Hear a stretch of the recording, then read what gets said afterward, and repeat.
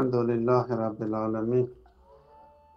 Ve salatu ve selamu ala seyyidina ve nebiyyina Ebil Qasimil Mustafa Muhammed ve alihi tayyibine tahirin ve ashabihil muntecebin.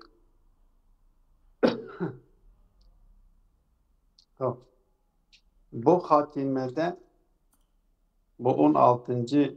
faslın hatimesinde kuvve kavramını tarif etti ve kuvveyi bir şekilde tarif ederken kuvve sözcüğü lafzı bir anlamda müştereke lafzidir. Müştereke manevi değildir. Müştereke lafzidir.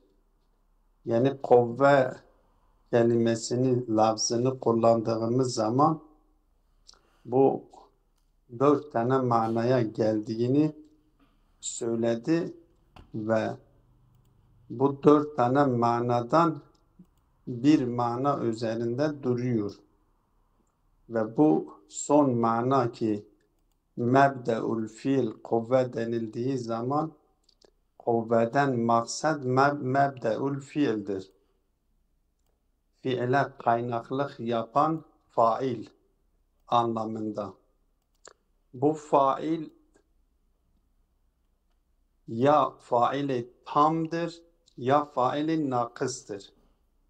Şimdi faili tam ve faili nakısa geçmeden önce kendisi bu failin eğer ilim ve irade ile fiile kaynaklık yapıyorsa o kendisinden sudur eden fiil hakkında bilgisi ve iradesi varsa biz buna kudret diyoruz. Öyleyse burada aslında kendisinin varmak istediği nokta da budur. Kuvveyi, kudretin ne anlama geldiğini tarif etmek içindir. Diyor ki kuvvet denildiği zaman, kudret dediğimiz zaman kudret için farklı tarifler getirilmiştir. Ama benim Allame Tabatabai buyuruyor. Diyor ki benim kudret hakkındaki tarifim budur. Fiile kaynaklık yapıyor. Yani fiilin failidir. O fiilin faili olması, mebde'ül fiil olması eğer kendisinde ilim ve irade söz konusuysa biz buna kudret diyoruz. İlim, irade söz konusu değilse kudret demiyoruz. Mesela farz edelim ateş sıcaklığa kaynaklık yapıyor. Sıcaklık ateşin eseridir. Eserin fiilidir demiyoruz. Niye? Ateş, hararet ateşin eseridir, ateşin fiili değildir diyoruz. Çünkü ateşin kendisi her ne kadar o hararete kaynaklık yapıyor ise de ateşin kendisinde ilim ve irade yoktur. Kendisinden gerçekleşmiş olan eser hakkında yani o hararet hakkında ne bilgisi vardır ne de iradesi vardır. Bilgi ve irade olmadığı yerde biz eser diyebiliyoruz, ma'lul de diyebiliyoruz. Ama onun fiilidir diyemiyoruz. Onun eseridir.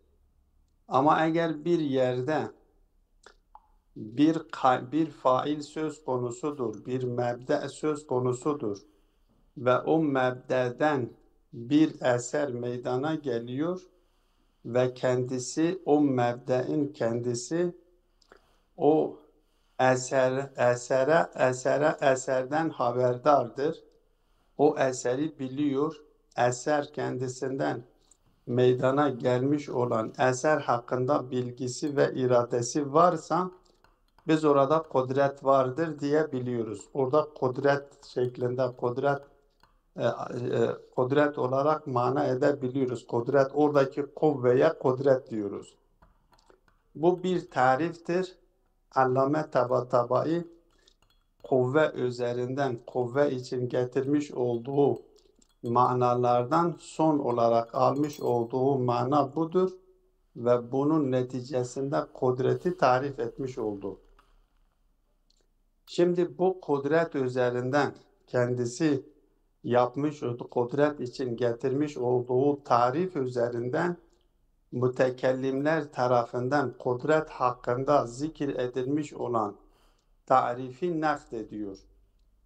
O kudret diyor ki mütekellimlerin yapmış olduğu tarif nedir? Diyor ki ma yasihu ma'ahul fi'lu ve terku. Kudret nedir? Yani bir yetidir, yine kuvvedir. O kuvvenin bulunduğu yerde fiil mümkündür.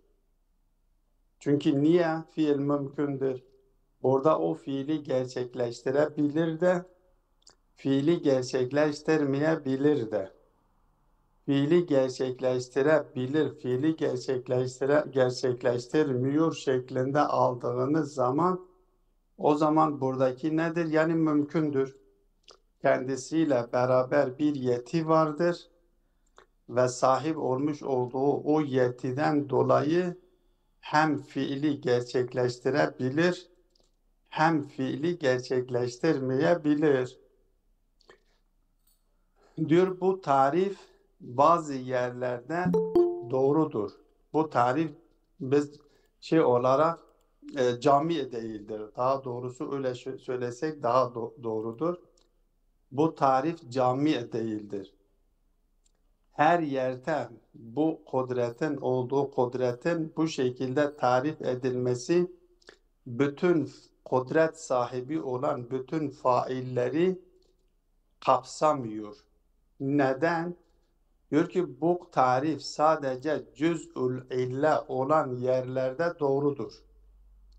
Cüz'ül ille bir mebde vardır.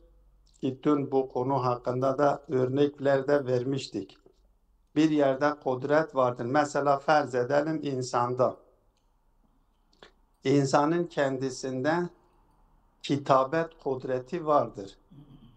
Bu kitabet kudreti insan için bir nedir? Bir kudrettir, illettir, illeti failidir. Yalnız illeti nakısedir, illeti tamme değildir. İlleti nakıse yani cüz'ül illedir. Cüz'ül ille olduğu için burada o fiil kendisi için mümkündür. Yani fiili gerçekleştirebilir. Ne zaman gerçekleştirebilir? Diğer illetin diğer eczaları da meydana geldiği zaman. İlletin diğer eczaları meydana gelmediği sürece onu gerçekleştirmiyor. Öyleyse gerçekleştirmesi kendisi için mümkündür. Bir şartla mümkündür ki o diğer eczalar da meydana gelmiş olsun. Ama Diğer eczalar nedir? Diğer eczalar bakas ne? buradaki diğer ecza mesela diyelim ki kağıt olacak. Öyle Yani o. üzerinde Tamam. yazı Tamam. üzerinde yazı yazılması gereken şey. Tamam, kalem yazı yazacak alet artık ne olursa önemli değildir. Onlar olmadan bunu gerçekleştiremiyor. Dolayısıyla bu Yani söylenmiş Seydam, yani burada kudret-i ilahiye yetişmiyor. Bu zahiri yok. esbablar. Şimdi zaten getiriyor buraya. Diyor ki bu söylenilmiş olan bu tarif ma yasihu ma'ahu el fi'lu ve terku sadece cüz'ül illet olanlara şamil geliyor. Ama illet-i tamme zat-ı bari Teala'dır ve zat-ı bari Teala mücerred olan varlıklara oranla illet-i vacib, illet-i tammedir. Zat-ı bari Teala'nın vücudu zati itibariyle var olması kendisi mücerred olan mesela diyelim felsefecilerin kabul etmiş olduğu akli evvel. Akli evvel kendisi orada nedir? Zat-ı Bari Teala'nın var olmasıyla kendisi de var olmak zorundadır. Neden var olmak zorunda? Artık orada yesihu ma'al vücudillahi fi'lul aklil evvel ve terkul aklil evvel felsefeciler kabul etmiyor. Diyor ki bu caiz değildir. Burada kudretin kendisi, Zat-ı Bari Teala'nın kendisinin vücudu, çünkü Zat-ı Bari Teala'nın vücudu kendisinin bütün sıfatlarıyla var olması demektir. Yani siz Zat-ı Bari Teala için irade-i zatiye kabul ettiğiniz zaman eğer irade-i zatiye söz konusu ise iradenin olduğu yerden muradın olmaması imkansızdır da. Şimdi Zat-ı Bari Teala vardır. Zat-ı Bari Teala'nın var olmasıyla beraber sıfatları da zaten kamil bir şekilde vardır. Yani Zat-ı Bari Teala kendisi dışında aklı evveli yaratmak için kendisi dışında başka hiçbir şeye şeyi yoktur, ihtiyacı yoktur da. O illet-i tamme öyleyse burada mevcuttur. Biz daha önceki konularda da bahsetmiştik. Dördüncü merhalede yanılmasam dördüncü merhalede bahsedilmişti. Orada illet-i tamme olduğu zaman me'lulun gerçekleşmesi vaciptir. Artık illet-i tammenin olduğu yerde fiilin terk edilmesi anlamsız oluyor. Dolayısıyla Allame Tabatabai diyor ki sizin söylemiş olduğunuz bu tarif, evet, bu mümkün olan varlıklar için, cüz'ül ille olanlar için geçerlidir. Ama Zat-ı Bari Teala'yı kapsamıyor. Oysa ki Zat-ı Bari Teala da kudret sahibidir. Zat-ı Bari Teala kudret sahibi olduğu halde sizin söylemiş olduğunuz bu tarif caiz değildir. Zat-ı Bari Teala kudrettir. Yani kendisi mebdeun lil aklil evvel, kendisinin var olması, akli evvelin var olmasını zorunlu kılmıştır. Öyleyse Zat-ı Bari Teala'nın varlığı, akli evvelin varlığını vacip kılmıştır. Artık orada akli evvelin gerçekleşmemesi imkansızdır. Meğer siz irade-i Zat-ı Bari Teala'yı noksan olarak kabul ederseniz, illet-i tamme olarak kabul etmezseniz, o zaman doğrudur diyebiliriz ki o zaman akli evvel şey yapmıyor. Akli evvel vücut bulmuyor, fiiliyet bulmuyor.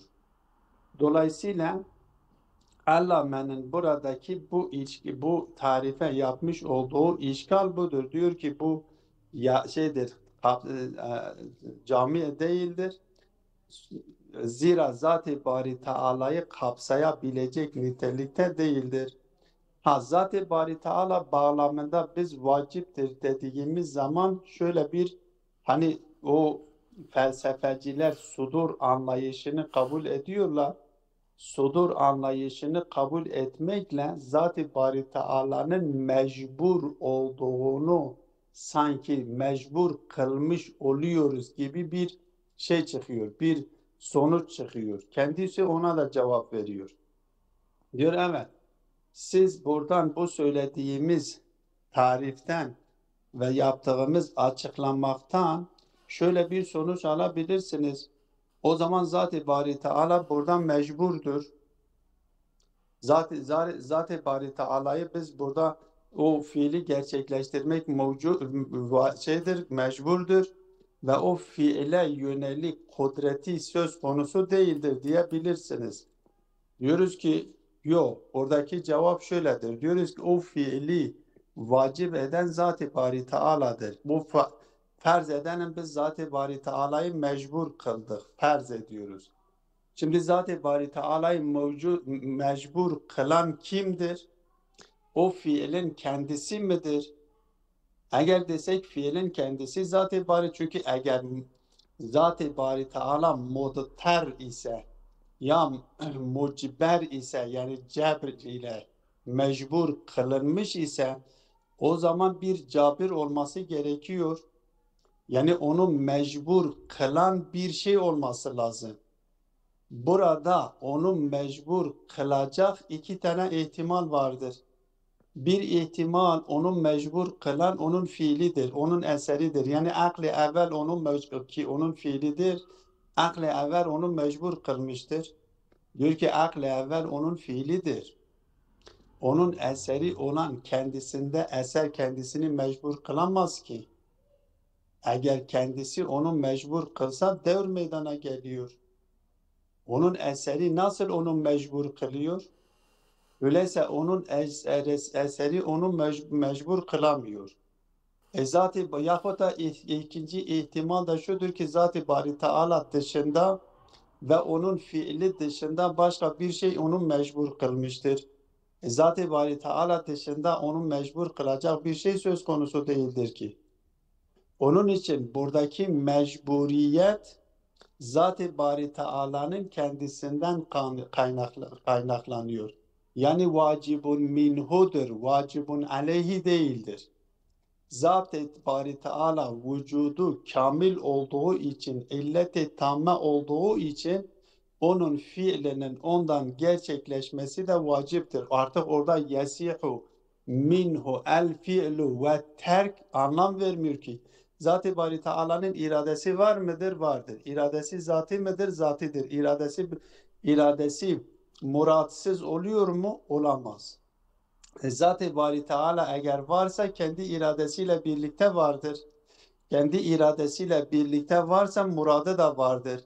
Ve Zat-ı Bari Teala'nın irade ettiği halde muradı olmaması imkansızdır. Dolayısıyla diyor ki bu tarif cüz'ül illet için geçerlidir ama Zat-ı Bari Teala için ki illet-i tamdır onu kapsamıyor. Dolayısıyla benim söylemiş olduğum tarif, kudret için getirdiğim tarif nedir? Diyor ki mebde'ul fiili me'al ilmi vel iradeti. Kudret yani bu. Mebde'ul fiili me'al ilmi vel irade. Yani eğer bir fiilin bir mebdei vardır, fiile kaynaklık yapıyor ve kaynaklık yapmakla birlikte ilmi ve iradesi söz konusu ise biz ona kudret diyoruz. Ve bu Zat-ı Bari Teala'yı da kapsıyor ve o diğerlerinde de nakıs olan cüz-ül illet niteliğinde olanları da kapsıyor. Bu birinci sonuç almış olduğu sonuç o kudret hakkında getirmiş olduğu tariften birinci almış olduğu sonuç budur. Bunu uygulayalım. Ondan sonra ikinci sonuca geçelim. Diyor ki ve min huna yazharu evvelen adamu istikameti tahdidi ba'dihim lil kudreti بِأَنَّهَا مَا يَسِحُ مَعَهُ الْفِيلُ وَالتَّرْكُ. Bizim kudret hakkında getirmiş olduğumuz tariften anlaşılıyor ki onun tarifi de zaten açıkladık. Adamu istikameti tahdidi ba'dihim lil kudreti. Kudret için getirmiş oldukları tarif doğru değildir. O bazılarının kudret için getirmiş olduğu tarif nedir? بِأَنَّهَا مَا يَسِحُ مَعَهُ الْفِيلُ وَالتَّرْكُ. Yani bir kuvvet vardır, kudret vardır, bir yeti vardır. O yetiyle birlikte fiili de gerçekleştirebilir, terki de gerçekleştirebiliyor. Yani mümkündür. Vacip değildir. Bu cüz'ül illet için geçerlidir ki ben söyledim insanda nedir? Kitabet yetisi vardır. Ve bu kitabet yetisi olduğu için o kitabeti gerçekleştirebilir de gerçekleştirebilmesi için bu sefer cüz'ül diğer cüzler olması gerekiyor ve onu terk de edebiliyor. Bu onun için şeydir, cüz'ül illet için geçerlidir. Fe inne nisbetel fiili ve terki ilel faili ki kendisi açıklıyor. Diyor fe inne nisbetel fiili ve terki ilel faili. Fiil ve terkin illet-i failiye nispetlendirmesi innema tekunu bis sihhati vel imkan İza kana cüz'en minel illeti tammeti. Yani biz fiil ve terki innema tekunu bis sihhati vel imkani, yani sıhhat de burada imkan anlamında almış. Kendisi için mümkündür şeklinde tarif etmemiz, diyor ki ne zaman caizdir? İzâ kâne cüz'en minel illeti tâmeti. Cüz'e illet, illet-i tâmenin bir cüzü olursa bu doğrudur. La yecibu el fiilu bihi vahdehu, ki o cüz'ül illet ile o fiil vacip olmuyor ki. Çünkü illet nakıstır. Cüz'ül illet, hatta Zat-ı Bari Teala için de bu noktayı da dikkat edin. Zat-ı Bari Teala, bak Zat-ı Bari Teala dediğimiz zaman, yani Zat-ı Bari Teala bütün sıfatlarıyla biz tasavvur ediyoruz. O sıfatlardan bir tanesi de iradedir. İrade de irade-i zatiyedir. O Hocam irade varsa, söyleyebilir miyim? bunun da irade varsa murat da vardır. İllet-i tamma olduğu zaman o fiil kendisi için vacip olmuş oluyor. Sudur etmiş oluyor. Sudur etmemesi imkansızdır. Hop, devam dinliyorum hocam. Ee, Burada deniz sıfat aklıma şu geldi. Yani Zat-ı Bari Teala sıfatıyla beraber efaliyle bunu da diyebiliriz. Yoksa sadece sıfat zikrettiniz. Yok, Yani bu sıfatla birlikte mebde-i ef'aldır da. yani Zat-ı Bar'a düşündüğümüz zaman Zat-ı Bar'da sadece sıfat mı aklımıza gelir, hem fiili, efali her Yok. şeyle bir aklımıza Zat-ı gelir. bari, zat fiil onun fiilidir, eseridir, ondan sonradır. Ama sıfatları ki ondan sonra mertebe olarak sıfatla Hmm. zat mertebe olarak birbirinden ayrı değildir. Birbirinden önce sonra değildir. Ama Ama fiiller fiil mertebe olarak ondan sonradır. tamam buyurun. Tamam. Mertebe ondan sonradır ama zamansal olarak ondan sonra olmayabilir. Onun için felsefeciler Zat-ı Bari Teala'yı illet-i tamme kabul ettikleri için diyor ki o zamana ihtiyaç duymayan madde dışındaki varlıklar da kadimidir, kadime zamanidir. Kadime zati değildir, kadime zamanidir kabul ediyorlar. Onun için Zat-ı Bari Teala için artık yesihu lehu el fi'lu ve terk Zat-ı Bari Teala için tasavvur etmek şey değildir. Çünkü Zat-ı Bari Teala illeti tamdır. İlleti tam olduğu için öyleyse akli evvel ondan sudur etmek zorundadır, vaciptir. Artık orada terk imkansızdır diyor.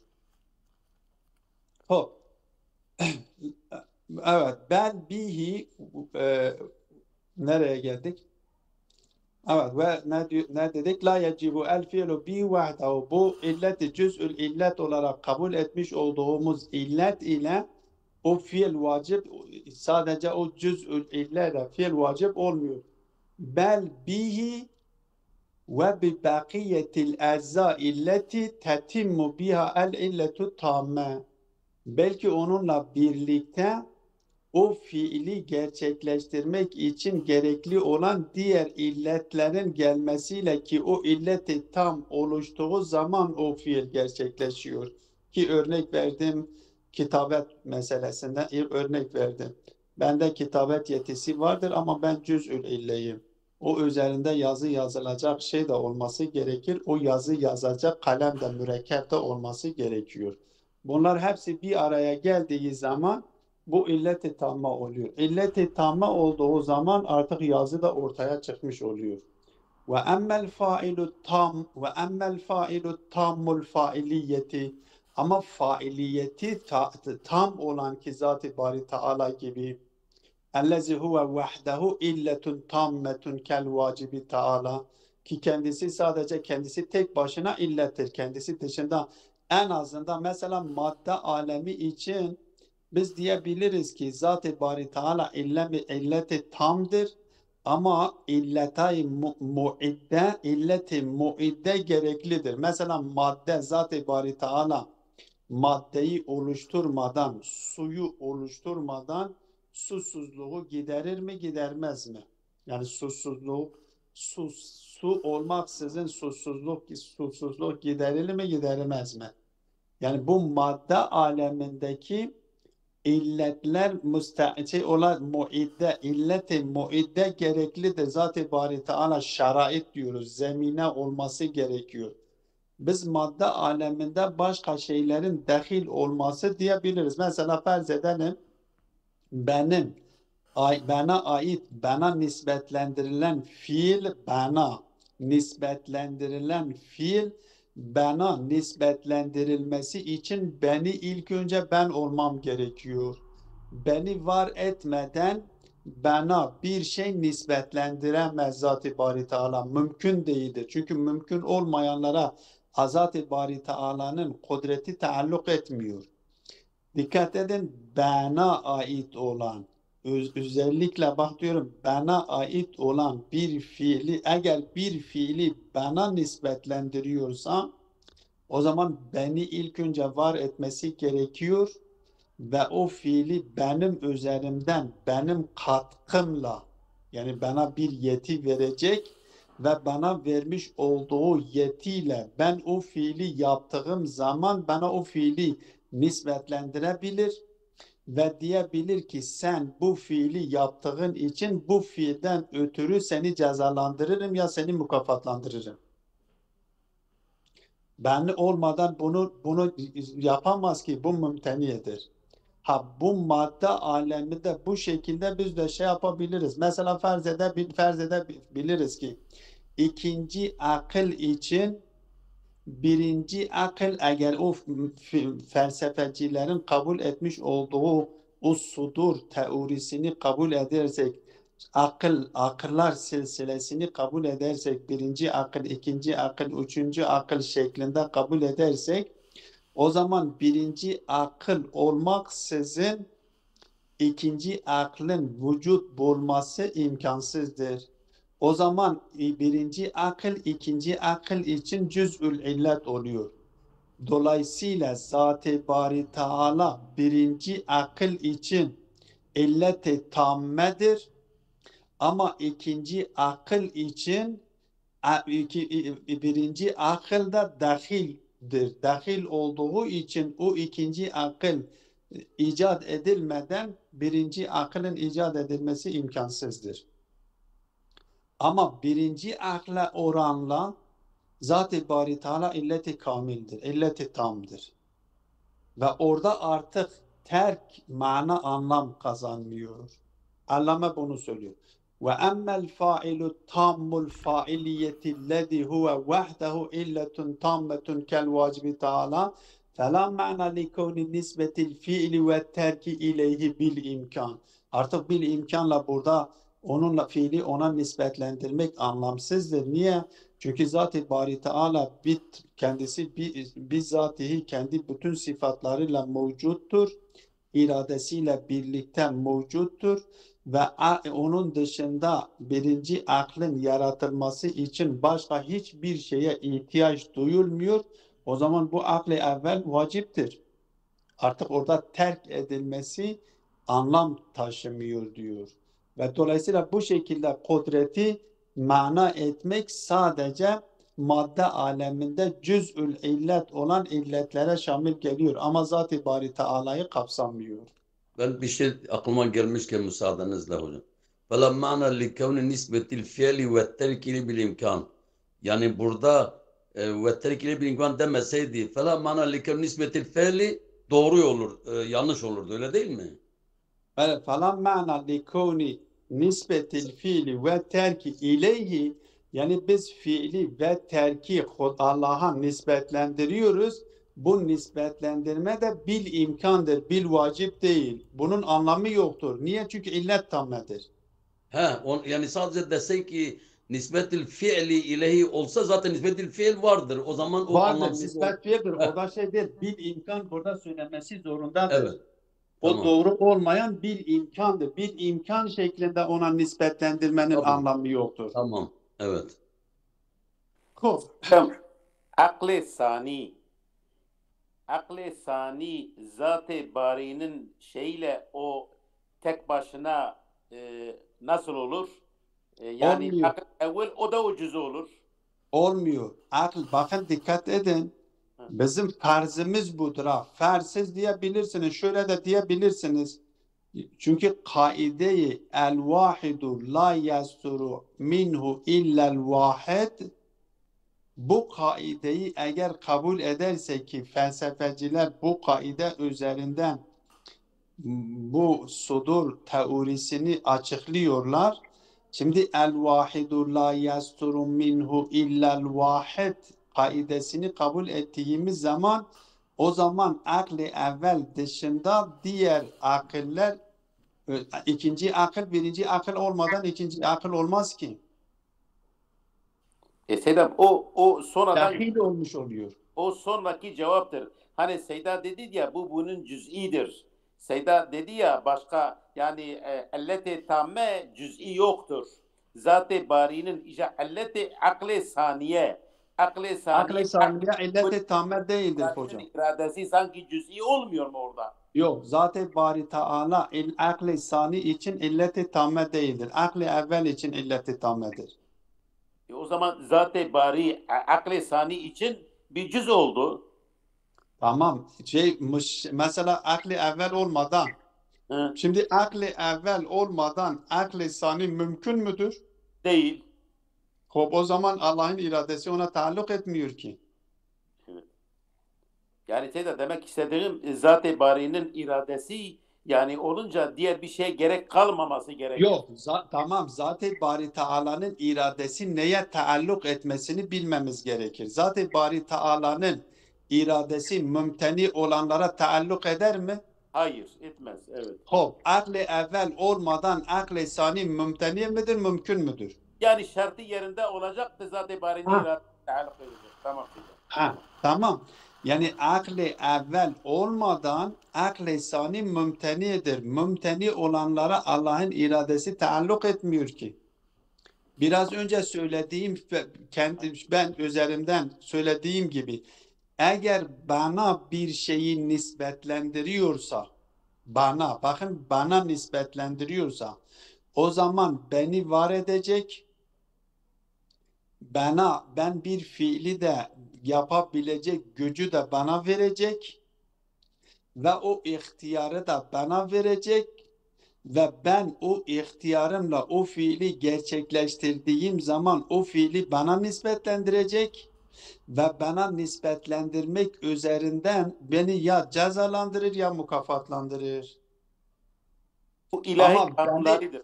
Bu ama- zat-ı barinin ilahi kanunları. Ama özür dilerim, ama beni yaratmadan bir şey bana nispetlendirilmek mümkün müdür? Hayır. Öyleyse ben de burada cüz'ül illah olmuş oluyorum. Evet. Tamam Seyda. Tamam. O sudru vahid minel vahid, onun bir daha hocam, o çok uzun bir aslında meseledir. Mesela özür dilerim, bir araya girdim. Hakkınızı helal edin. Şimdi sudur la yasduru minel vahid illa vahid dersek bu çok malum. O mesele gelecek daha. Hala el tamam. vahidu la yasturu minhu illel vahid, bu kaide-i küllidir. Akli bir kaide. Elbette bunun üzerinde bazıları şey yapmışlar, işgal etmişler, kabul etmemeye çalışmışlar. Ama bunu reddetmek imkansızdır. Yani sadece bu bedihidir aslında. El vahidu la yasturu anhu illel vahid, bu bedihidir. Yalnız tasavvuru bedihi değildir. Tasdik bedihidir. Tasavvuru bedihi değildir. Tasavvuru gerçekleştikten sonra tasdik edilmemesi imkansızdır. Tasavvur doğru şekillenmediği zaman zaten tasdik de gerçekleşmesi imkansızdır. Bakın, iki merhale vardır. Bir tasavvur merhalesi, bir tasdik merhalesi. Bir şey mümkündür tasdik merhalesinde bedihidir. Aslında delile ihtiyaç duymuyor. Ama tasavvur merhalesinde bedihi değildir. Nezeri olduğu için o tasavvur doğru şekillenmediğinden dolayı tasdiki de kabul edilmesi imkansızlaşıyor. İhtilaflara neden oluyor. Bu kaide el vahidu la yasturu minhu illel vahid de bu cinstendir. Seyda Bu konu diyebiliriz. geliyor mu hocam? Bu konu geliyor mu? Çok geniş bir tartışmalı bir Ha, konu. bu Geliyor değil mi? şeydir, bu konu sonradan ileriki bu kitapta gelmiyor ama ileriki derste inşallah şey yapılır konu şey yap. Tamam. Zat-ı Bari Teala ile varlık arasındaki ilişki konusu bu şey yapıyor. Hatta bir tane makale vardır. Aslında Türkçe bir makale vardır. Bu şey yapılırsa ben hatta bunu bir o makale üzerinden 48 ders olarak işlemişim. Bize gönder hocam o zaman. O Valla varsa. onu şeydedir. Onu nerede? Ben onu size bir şey yapayım inşallah şey yapacağım göndereceğim. Ya o olduğu şeyde sizi kaydederim siz dinleyeceksiniz yahut da şeydir göndereceğim. Bir bakalım tamam. Seyda bir şey burada söyleyeyim. Yani Ha, bu kaydı külliyenin şeyine girer mi? 2 kere 2 4 eder. Adam diyor nasıl eder? Ama 2 kere 2 4 ettince görünce artık tasdikte şüphesi kalmıyor. mesela diyelim 2 kere 2. Şimdi He, 2'nin ne olduğunu bilmiyor. he, 2'nin ne olduğunu bilmiyor. Kerenin de ne olduğunu bilmiyor. evet. Şimdi kendisi 2 kere 2 4'tür nasıl tasdik edecek? Yani görünce 4'ü edince 4 görünce Ha, yani ne yapacaksın? İlk önce onun tasavvurunu düzelteceksin. Bakın benim 2'den kastettiğim bak bir çizgi çiziyorum. Bir çizgi de yanında çiziyorum. Bu 2 tane çizgiye ben 2 diyorum. evet. Bu sefer çarpı oraya koyuyorum. Bu Hı, çarpı da yine 2'yi izafe ediyor. evet. 2'yi ifade ediyor. Evet. Bu 2 tane artı 2 tane buraya koyuyorum. Ortasında da artı koyuyorum. Hı, Yanında da 2 tane koyuyorum. Diyorum netice sen bu 4 tane bu birleri say kaç tanedir? Bir 4 tane çizgi oldu. 4 oldu. Bunun dışında başka ne olabilir? İşte bu ufak bir misal olabilir mi Seyda? Onu demek istedim. Olur. Ha, yani tasavvur demek istediğim Aynen. Aynen. tasavvur Hı hı. tasavvur o cümlede kullanılan kelimeleri düzgün tasavvur etmektir. El Aynen. vahid ne? Aynen. Aynen. Aynen. El Ta- vahid ne? Yani iki ne? İkiden kastın ne? tamam Seyda. La Tamam. yasturu sudur manası ne? Bu tasavvurdur. Yani o cümleyi oluşturan her kelimeyi doğru tasavvur etmek anlamındadır. Tamam Seyda. Bunu Allame bunu söyledikten sonra diyor ki burada şöyle bir o söylediğim işgali yap. O işgal şey yapın. Öyleyse burada zaten Bari Teala mucebdir, muhtardır. Gayru kadirin ala fiili. Burada siz kudret Allah'tan aldınız. Böyle bir şey söylenilmesin. Niye? Çünkü diyor ki siz zat-ı Bari Teala'yı muhtar ya muceb ya mucber yaptığınız zaman o zaman mucib olması gerekir. Mudatır olması gerekiyor. Mucbir olması gerekir. Mucbir kimdir? Yani onu mecbur kılan kim? Diyor 2 tane ihtimal vardır. Ya o kendisinden sudur etmiş olan fiildir onu mecbur kılan. Eğer fiil onu mecbur kılıyorsa o zaman fiil ondan önce olması gerekiyor. Oysa ki fiil ondan önce de onun fiilidir. Fiil onu mecbur kılamayız. Onu mecbur kılamaz. Zat-ı Bari Teala dışında da bir şey yoktur ki onu mecbur kılsın. Öyleyse bu vücub kendi zatından kaynaklanıyor. Başka bu mecburiyet zatından yani kamilliğinden kaynaklanan bir şeydir, bir vücubiyettir. Onu söylüyor. وَلَا يُوجِبُ كَوْنَ فِعْلِهِ وَاجِبًا en yekune muceben mucberen alel fiili gayru kadirin aleyhi. Elbette bu söylediğimiz ve la yucibu kavnu fiilihi vaciben biz fiilinin onun fiili vaciptir dememiz şuna sebep olmasındır ki enne yekune muceben öyleyse zat-ı bari teala mucebtir. Yani onu mecbur kılan bir şey olmuyor. Mucberdir alel fiili ve gayru kadirin aleyhi. Öyleyse o fiile kadir kudreti söz konusu değil. Çünkü mecbur edilmiştir. Diyor böyle bir şey söylenilmesin. Niye? İz hadal vücubu lahikun bil fiili min kibelihi. Bu fiil bu vücub o fiiline ilhak edilmiş ama kimin tarafından? Min kibeli zati bari Teala. Ve huve eseruhu. O fiil de nedir? Onun eseridir. Fela yattarruhu ilel fiili. Onun eseri onu fiile mecbur kılamıyor. Onun eseri onu fiile mecbur kılsa ne olmuş oluyor? O zaman ondan önce dövr gelmiş oluyor. Öyleyse onun fiili olamaz. ولا أن يكون هنا ولا أن هناك فاعلا آخر يؤثر فيه بجعله مضطرا إلى الفعل. Diyor ki onun zatı dışında bir varlık da söz konusu değildir ki onu mecbur etsin. Öyleyse burada Zat-ı Bari Teala'yı mecbur, biz bunun fiilin kendisinden sudur etmesi vaciptir dememizle Zat-ı Bari Teala'yı mucib kılıyoruz anlamına gelmiyor. Muciber kılıyoruz anlamına gelmiyor. Çünkü onu mecbur kılan kimse yoktur. Onun o vücub, o fiilini vacip eden yine Zat-ı Bari Teala'dır. Hop. Herhalde yeterdir. O diğer iki şeyi sonra yarına inşallah okuyacağız. Ve sallallahu ala Muhammedin ve alihi tayyibine tahirin.